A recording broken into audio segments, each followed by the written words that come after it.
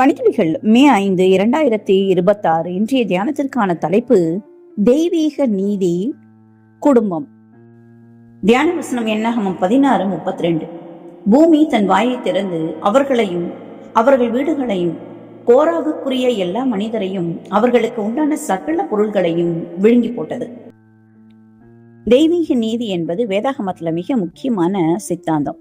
தீர்க்கதரிசி தானியேல் சிங்கக்கெபி அனுபவமும் கோரா மற்றும் அவரது கூட்டத்தின் கிளர்ச்சியும் தேவனுடைய நீதியையும் கருணையும் எவ்வாறு வெளிப்படுத்துகின்றன என்பதை நமக்கு தெளிவாக காட்டுகின்றன. தானியேல் பாபிலோனின் அரசரால் விதிக்கப்பட்ட கட்டளையை மீறி தினமும் 3 வேளை தம்முடைய அறையில எருசலேமுக்கு நேராக திரும்பி தேவனை தியானித்து ஜெபித்தார். அரசரின் கட்டளையை மீறியதற்காக அவர் சிங்கக்கெபியில போடப்பட்ட போது தேவன் அவரை பாதுகாத்தார். மேலும் உண்மையை மறைத்து தானியேலை கொள்ள சதி செய்த அதிகாரிகளும் அவர்களுடைய மனைவிமார்களும் பிள்ளைகளும் அரசரின் கட்டளையின்படி அதே சிங்கக்கெபியில இடப்பட்டனர். அவர்கள் தரையை எட்டுவதற்குள்ள சிங்கங்கள் அவர்களை வேட்டையாடி சிதறடித்தன என்று தானியேல் 6:24 வாசிக்கிறோம்.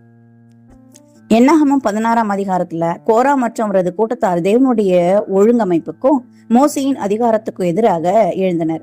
அந்த கிளர்ச்சியின் விளைவாக பூமி தன்னுடைய வாயை திறந்து அவர்களை விழுங்கியது. ஆனா என்னாகமம் 26:11 நாம் வாசிக்கிறோம், கோராவின் புத்திரர் சாகவில்லைன்னு. இதன் மூலம் தேவன் ஒவ்வொருவரையும் அவர்களது தனிப்பட்ட விசுவாசத்தின் அடிப்படையில அணுகுகிறார் என்பதை நாம புரிந்து கொள்ளலாம். தானியேலுக்கும் கோராகின் மகன்களுக்கும் இடையிலான கதை தேவனின் நீதியும் விசுவாசத்தின் தனிப்பட்ட பொறுப்பும் நம்முடைய எவ்வாறு விளங்குகிறது என்பதை காட்டுகிறது. தானியேலின் கதை தேவன் மேல் நம்பிக்கை வைப்பவர்கள் எப்போதும் அவரிடம் பாதுகாப்பையும் அருளையும் பெறுவார்கள் என்பதையும், கோராவின் மகன்களின் கதை அவர்கள் தண்டனைக்கு உட்படவில்லை, அவர்களுக்கு தேவனின் கிருபை மற்றும் கருணை கிடைத்தது என்பதையும் நமக்கு கற்றுக் கொடுக்கிறது. எவ்வளவோ குழப்பங்களையும் சவால்களையும் எதிர்கொண்டாலும் நம் விசுவாசம் ஒரு வகையான தீர்மானமாக இருக்க வேண்டும். நாம் எவ்வளவு எதிர்மறையான சூழ்நிலையை சந்தித்தாலும் தேவனுக்கு விசுவாசமாக இருந்தால் அவர் நம்மை காப்பாற்றுவார். இத்தகைய அனுபவ கதைகள் நமக்கும் நம் குடும்பத்தினருக்கும் தேவனுடைய நீதியில நம்பிக்கை வைப்பது எவ்வளவு முக்கியம் என்பதை நம்முடைய குடும்பத்தின் பிள்ளைகளுக்கும் சுட்டி காட்டுகின்றன.